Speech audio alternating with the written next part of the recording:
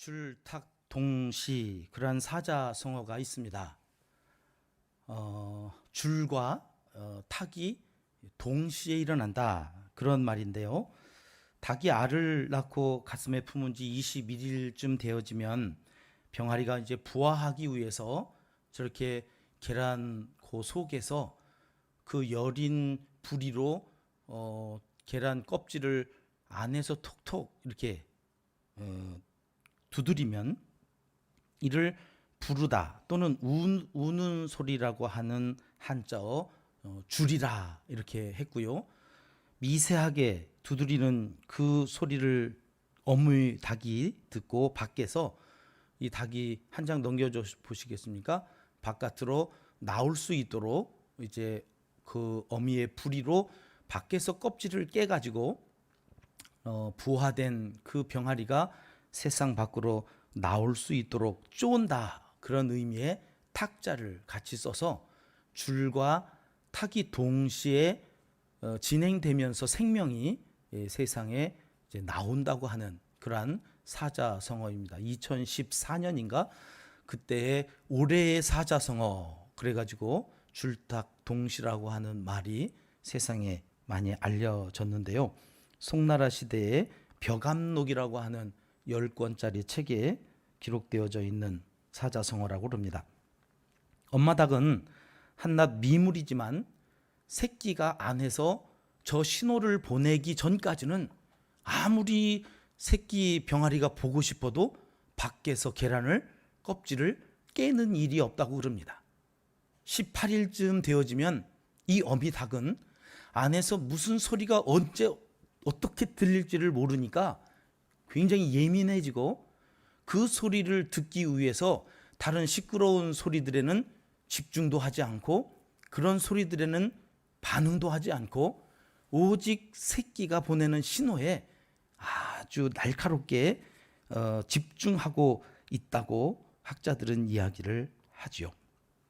그때를 놓칠까봐 온 마음을 거기에 쏟고 신호가 왔다 하면 줄탁 줄이 있으니까 나를 부르는 소리가 있으니까 내가 탁 해야지 그래가지고 동시에 계란 껍질을 깬다 하는 그 이야기가 얼마나 감동인지 모르겠습니다.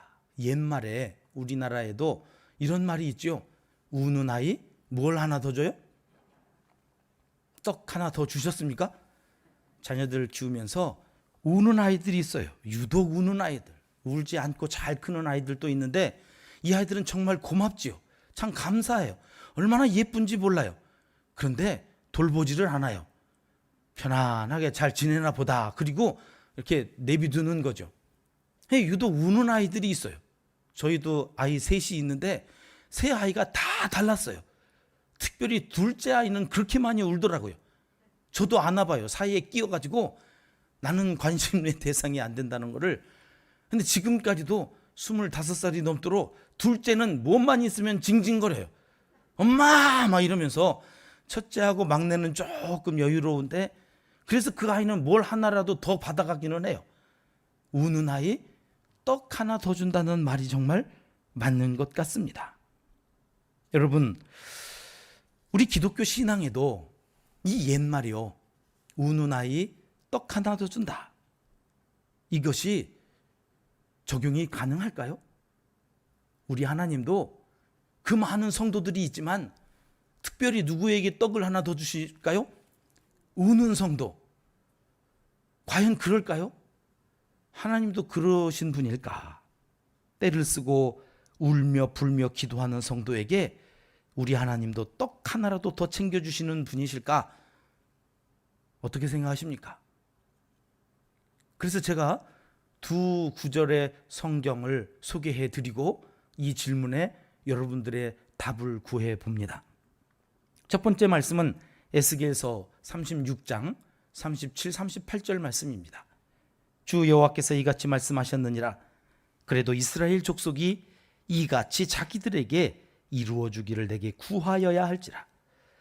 내가 그들의 수요를 양떼같이 많아지게 하되 제사 드릴 양떼 곧 예루살렘이 정한 절기에 양 무리같이 황폐한 성읍을 사람의 때로 채우리라. 그리한즉 그들이 나를 여호와인 줄 알리라 하셨느니라. 또 한 구절의 성경은 시편에 있습니다. 81편 10절 말씀은 이렇습니다. 보이시죠? 같이 한번 합독해 보실까요?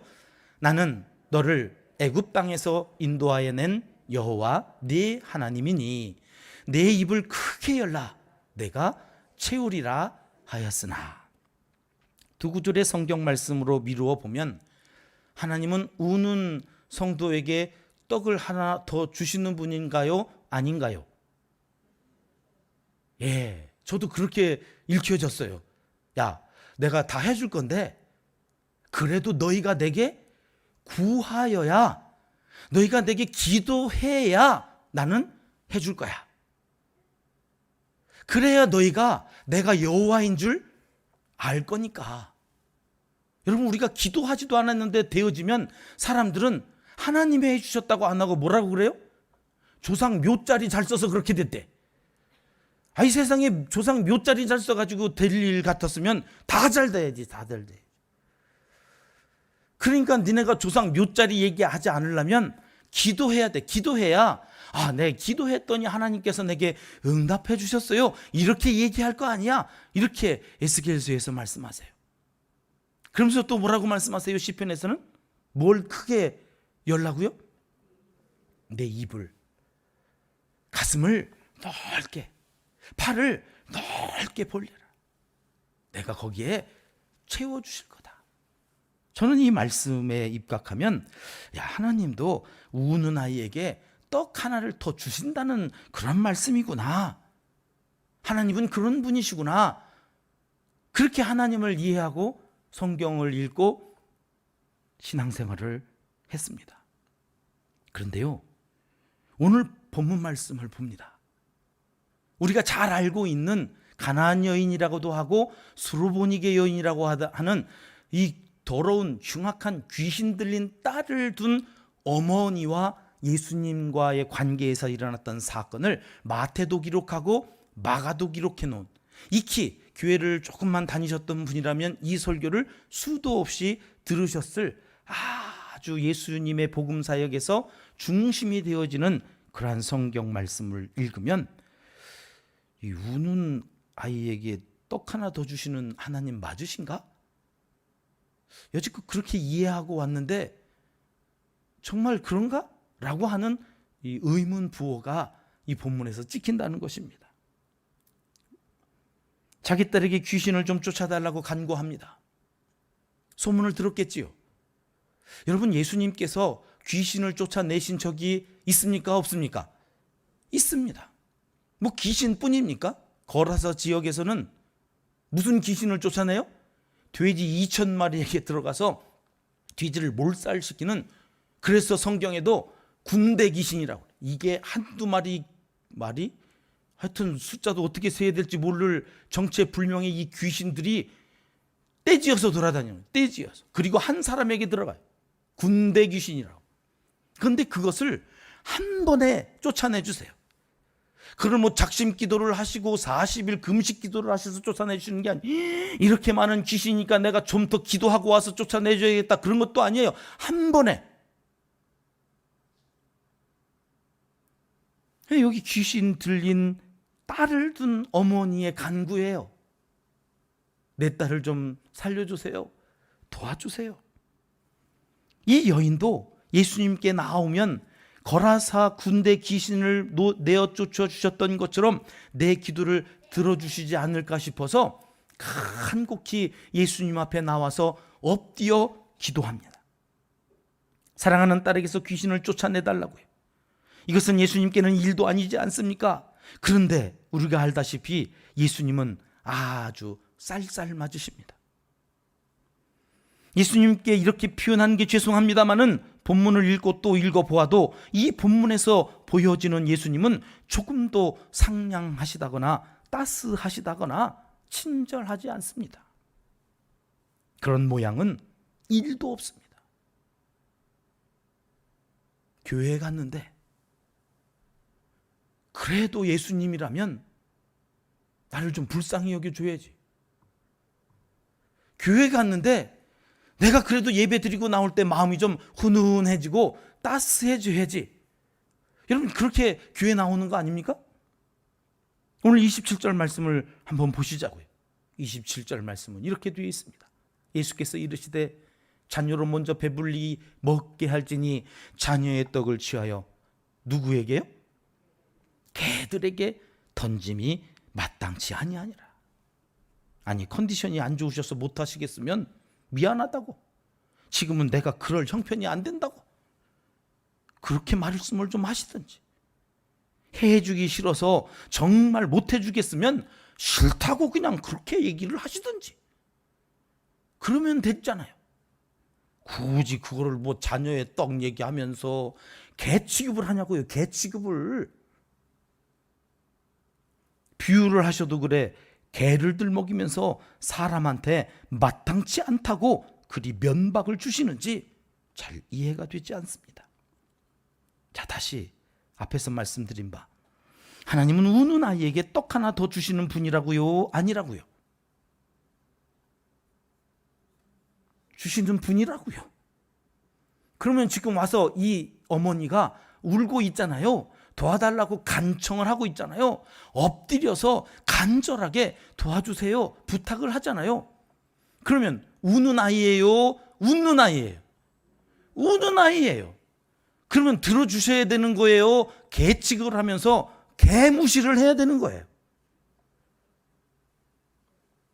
제가 욕을 한 게 아니라 개라고 그러셨으니까 제가 개 무시 이렇게 얘기한 거예요. 아니, 다른 랍비가 그랬다면, 뭐 베드로 정도 제자가 그랬다면 그래요. 아니, 예수님이 어떻게 그럴 수 있냐 말이에요. 예수님이 언제는 또 뭐라고 그래요? 수고하고 무거운 짐진 자들아 다 내게로 오라. 나는 마음이 온유하고 겸손하고 뭐 그런 말씀이나 하지를 마시고 개 취급을 하시든지, 언제는 수고하고 무거운 짐진 자들아 다 내게로 오라고 하셔놓고는 그렇게 해서 오라고 그래서 왔더니는 개들에게 개도 아닌데. 그럼 다시 한번 여쭤봐요. 우는 아이에게 떡을 주시는 분이세요? 안 주시는 분이세요?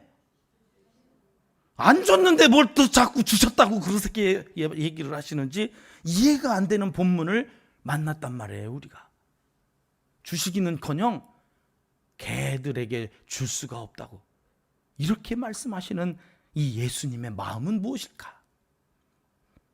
그리고 그 예수님의 마음을 알았던 건지 몰랐던 건지 하여튼 이 여인은 마지막에 결과를 우리가 잘 알고 있잖아요. 자기의 소원을 예수님께서 들어주세요? 안 들어주세요? 들어주세요. 도대체 어떤 과정을 통하여서 그 여인은 소원 성취를 하고 돌아가게 되었을까? 오늘 말씀을 통해서 다시 한번 우리의 신앙을 점검하고 남은 인생 우리도 그렇게 소원 성취하며 살아가는 신앙의 삶을 살았으면 좋겠다. 이것이 오늘 우리에게 주시는 메시지입니다.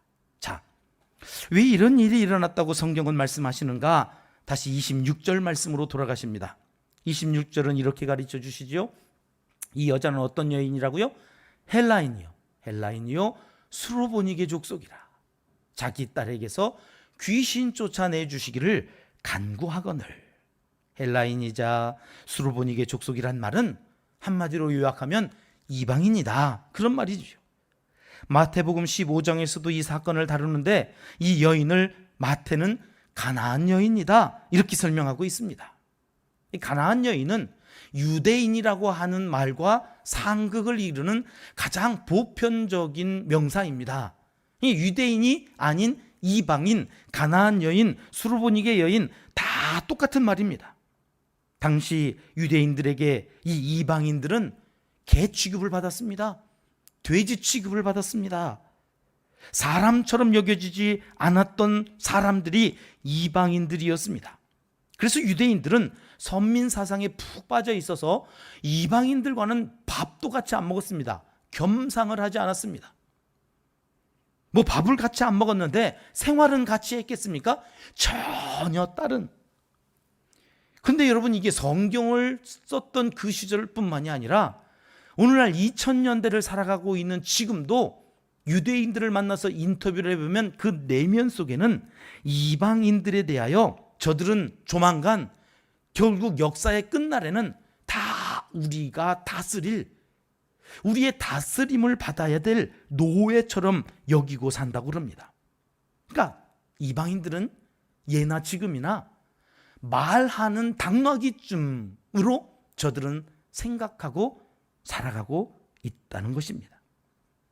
어쩌면 예수님께서 지금 이 수르보니게 여인에게 하시는 말씀은 예수님의 말씀이 아니라 그 당시 유대인들에게서 들려지던 일반적인 말씀을 하신 것인지도 모르겠습니다.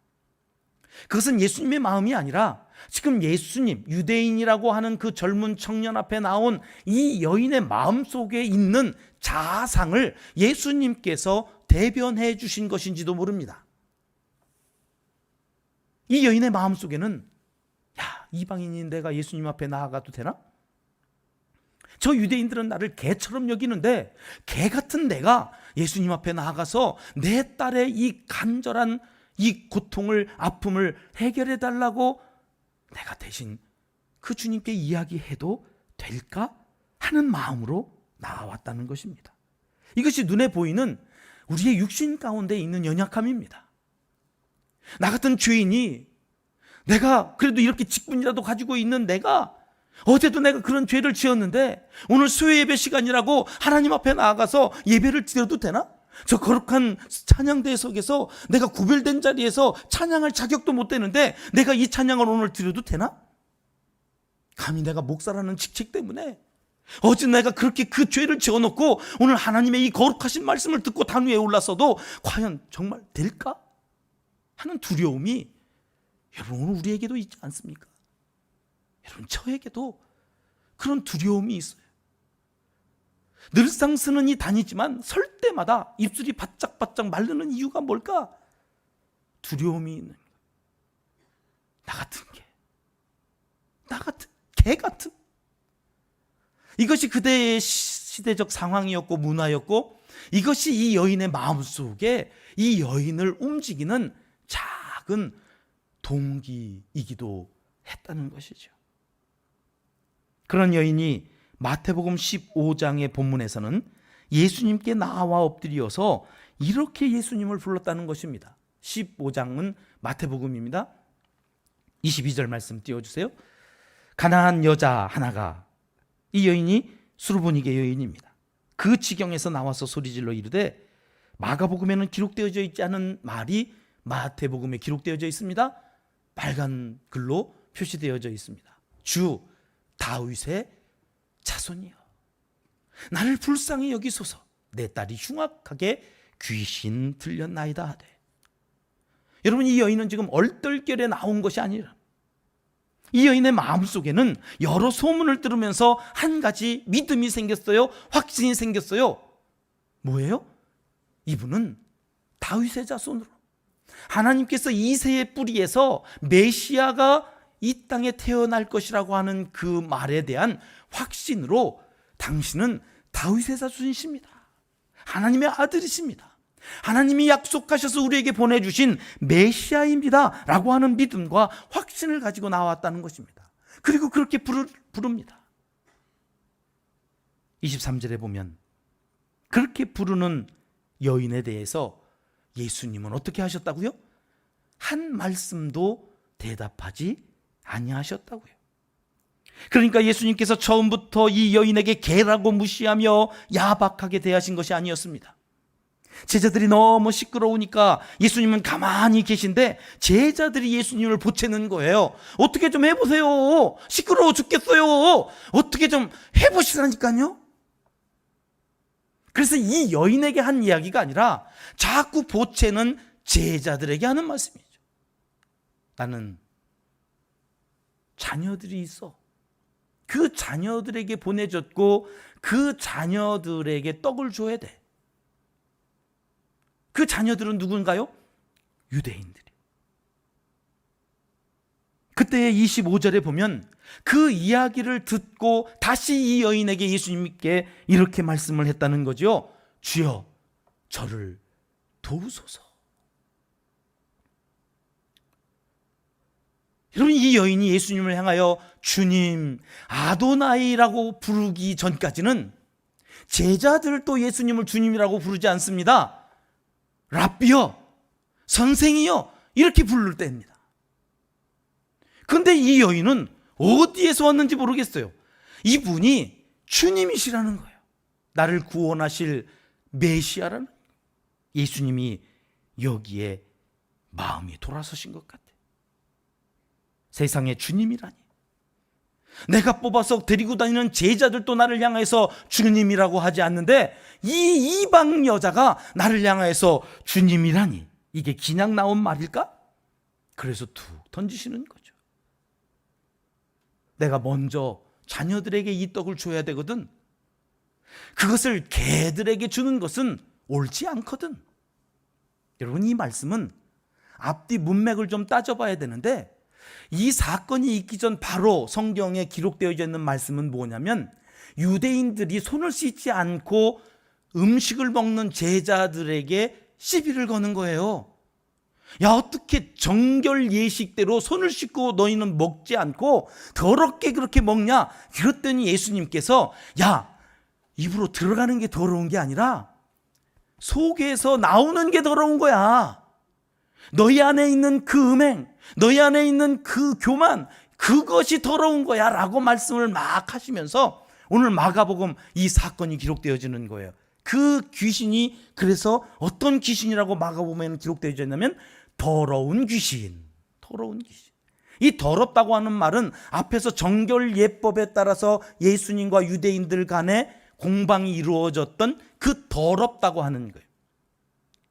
사두개인들과 바리새인들은 지금 예수님과 제자들이 더럽다고 그러는 거고, 예수님과 제자들은 우리가 손을 안 씻고 먹어서 더러운 게 아니라 깨끗한 척하는 우위선 속에서 교만한 너희가 더럽다고 말씀을 하시는 거예요. 그러면서 귀신 들린 여인의 그 딸의 어머니죠, 수르보니게 여인의 사건이 상징적으로 오늘 본문에 등장하면서 이 여인을 개 취급하는 것처럼 보여지는 그 예수님의 마음이 무엇일까를 우리에게 가르쳐 주시는 거예요. 그러니까 이방인들이 괴라고 말씀하시는 것이 아니에요.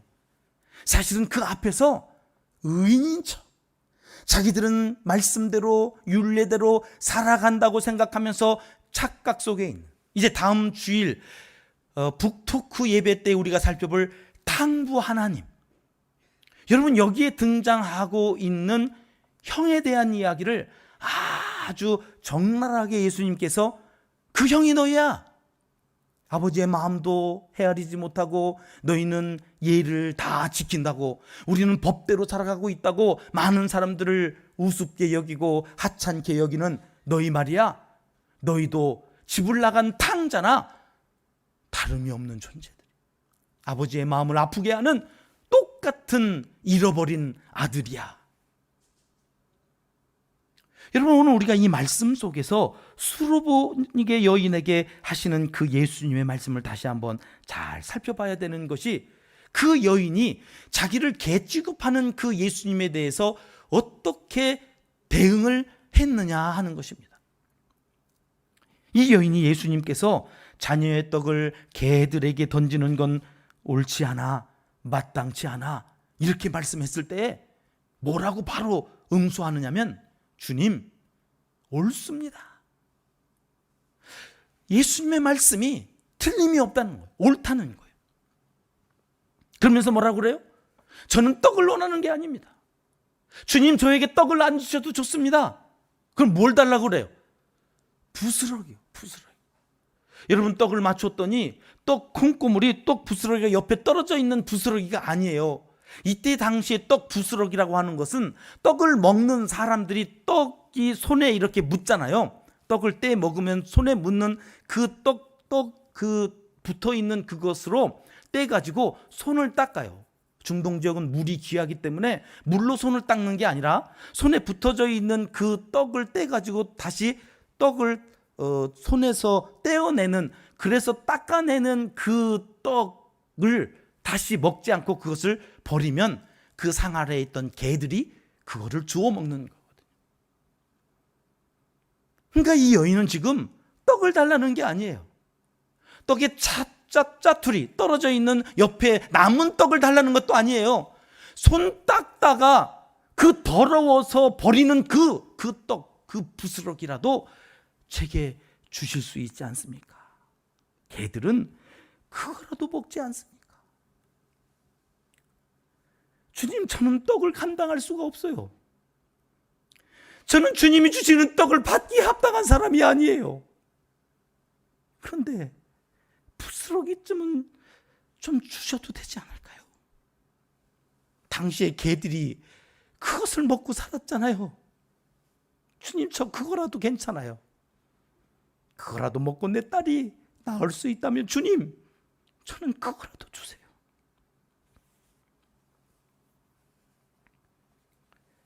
여러분, 우리의 소원이 무엇입니까? 하나님, 내 아들이 좀 잘 됐으면 좋겠습니다. 하나님, 저에겐 이따만한 복을 주셨으면 좋겠습니다. 나보다 기도도 덜하는 저 사람도 그렇게 복을 받는데 하나님, 나는 좀 더 큰 거 주셔야 되지 않겠습니까? 어느 사이에 당당해져 있지 않습니까? 하나님, 왜 나한테 이렇게밖에 안 주시느냐고 다져 묻는 자세로 기도하지는 않습니까?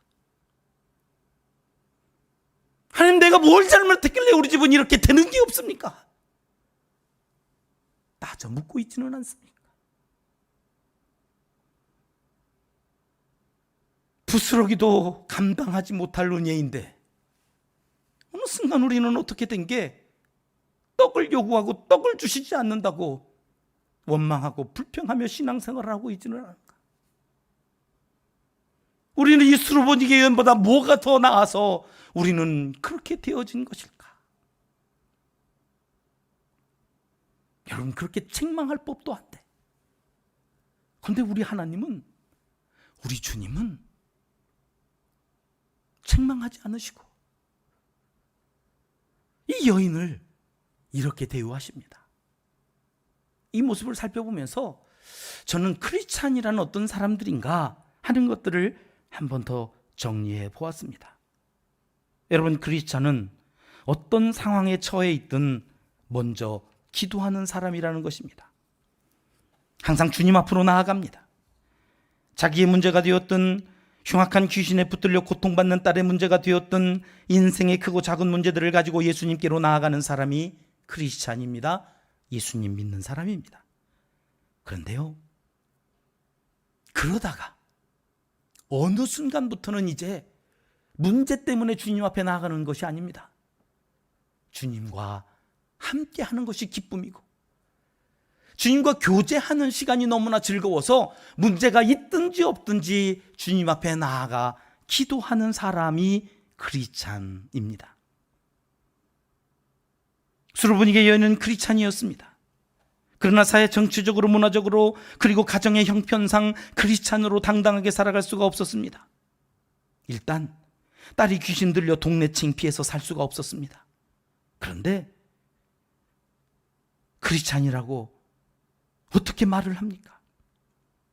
예수님도 말씀하셨다시피 개 같은 수르보니게 여인인데 그저 힘도 능력도 사회적으로 보장받은 신분도 없는, 있는 거라고는 그냥 예수님께 나와 기도하면 혹시 불쌍히 여겨주시지 않을까 하는 그 홀씨 같은 믿음 하나, 자기도 언제 갖게 된 건지 모를 다윗의 자손으로 오신 하나님의 아들에 대한 확실한 믿음, 그 믿음 하나밖에는 아무것도 없는 무익한 크리스찬이었습니다. 예수님은 그런데 이 보배로운 믿음이 이 여인에게 있음을 알게 되었습니다. 유대인도 그렇게 알고 있고 자기도, 자기 자신도 그렇게 알고 있습니다. 자타가 공히 인정하는 자신의 정체성은 개와 같은 핫하는 존재라는 사실입니다. 예수님이 개로 취급해도 스스로 하나도 이상하다고 생각하지 않을 정도로 뼛속까지 자신을 개처럼 여기고 살아가던 크리스찬 여인이었습니다.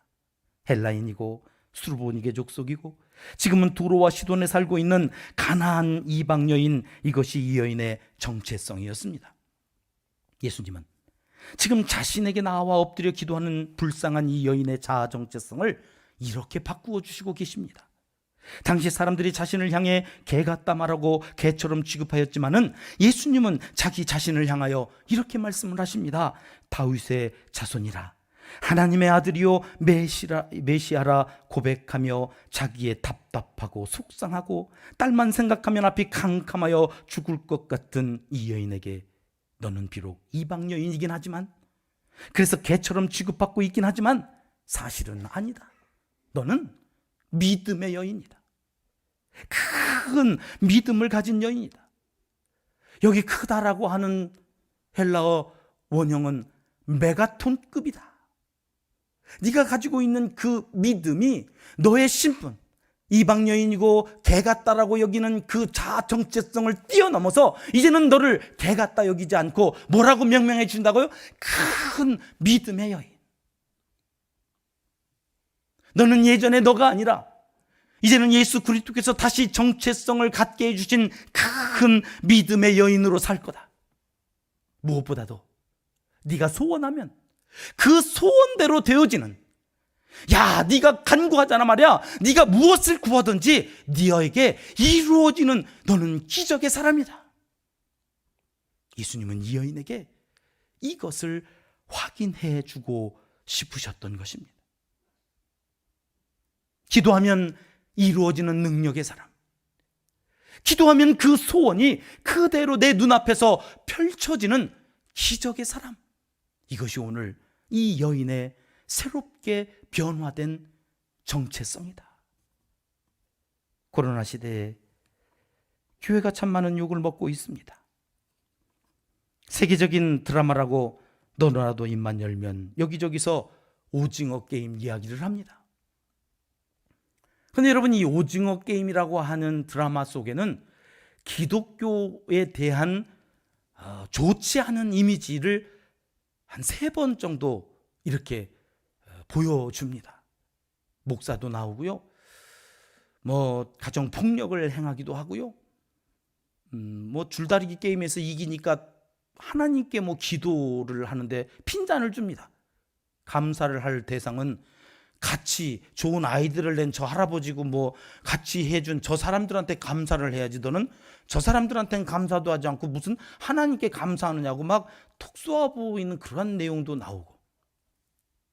여러분, 오늘 이 시대는 이미지 시대인데 이 드라마뿐만 아니라 대부분의 방송 매체에서 기독교를 아주 부정적인 이미지로, 그래서 그 이미지가 기독교 하면 존경받고 참 좋다고 이렇게 칭찬하는 분위기로 지금 흘러가지 않고 계속해서 욕만 먹는, 욕만 비아냥거리고, 인터넷 댓글에 목사, 교회 뭐 이런 기사만 뜨면 댓글들이 막 다 뭔 독교 막 이러면서. 오늘 기독교가 어떻게 하다가 이 수르보니게 여인과 같은 처지가 되고 말았어요. 개 취급을 당해요. 여러분, 이때 우리가 해야 할 일이 뭘까요? 저는 하나밖에 없다. 수르보니게 여인처럼 주님 앞에 나아가 우리의 믿음을 고백하고 그 믿음대로 살아가는 수밖에 없다. 세상에서 그렇게 부정적인 이미지로 우리를 보지 아니하도록 우리는 그렇지 않다고 주님과 함께 그리스도의 사랑을 가지고 나아가는 수밖에 없다. 여러분, 우리 참된 교회는 지난 2년 동안 저는 부임할 때부터 마스크 쓰고 여러 성도님들을 뵙고 이제는 좀 벗겠지 싶은데 2년 내내 마스크 쓰고 예배드리고 있습니다. 그런데요, 우리 교회는 우리 목사님을 중심으로 기도하는 교회, 1년 365일이 특별 새벽 기도회 같아요. 기도. 우리를 좀 불쌍히 여겨달라고, 하나님 우리가 정말 잘못했다고 이 코로나 빨리 종식시켜 주시기를 기도하면서, 우리가 기도하지 않으면 나라의 소망이 없고 우리가 기도하지 않으면 이 코로나 시대 언제 끝날지 모르는 이런 상황들을 하나님 앞에 부르짖고 있습니다. 하나님께서 어떻게 여기실까요?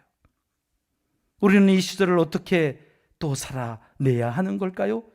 오늘 본문에서 우리 하나님은 우리에게 그렇게 말씀하십니다. 개들에게 줄 떡은 없다고, 주님이 야멸차게 정신 바짝 들도록 싸늘하게 반응하셔서 우리가 기도한 것들이 다 응답되어지지 않는 것 같은 그 시기에 오늘 본문을 통해서 하나님은 우리에게 이렇게 말씀해 주십니다. 27절 말씀 한 번 더 보시겠습니다. 같이 읽어볼까요? 시작.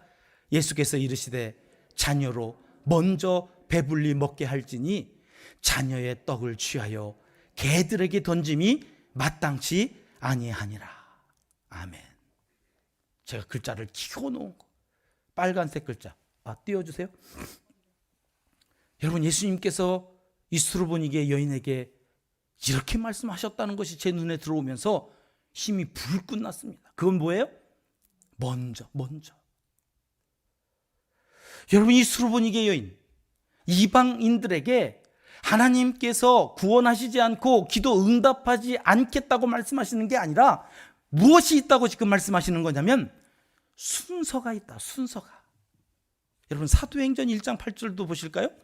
사도행전 1장 8절에 예수님께서 그렇게 말씀하셨습니다. 오직 성령이 너에게 임하시면 너희가 권능을 받게 될 텐데, 그러면 말이야, 어디요?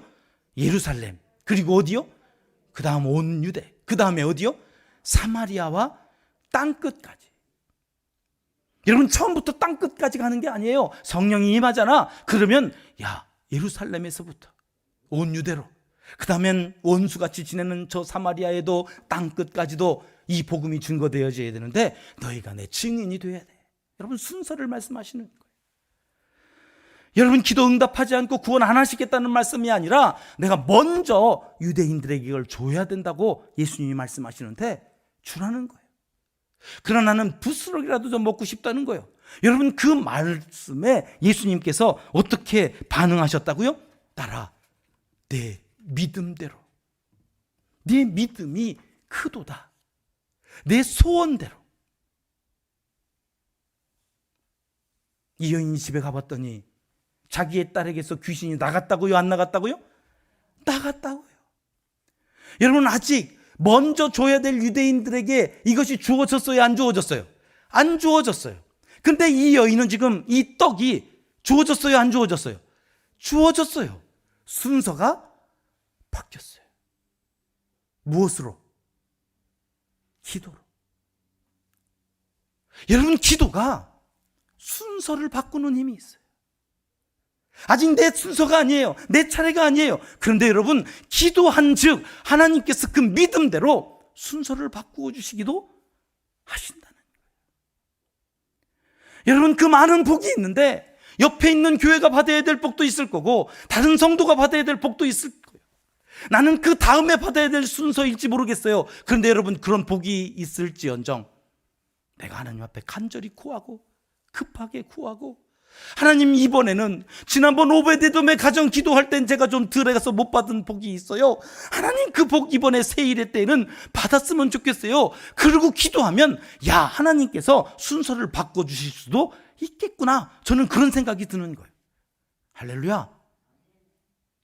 여러분, 제가 이 복이 남의 복 뺏어오자는 게 아니에요. 그런 말씀이 지금 아니잖아요. 남의 복 줄 거 네가 기도해가지고 뺏어와라, 그런 말씀이 아니라 먼저 하려고 했던 그 예수님의 일이 수르보니게 여인이 와서 간구한 즉 그 순서가 바뀌었다는 것을 말씀하는. 여러분, 급한 기도 제목이 있지 않으세요?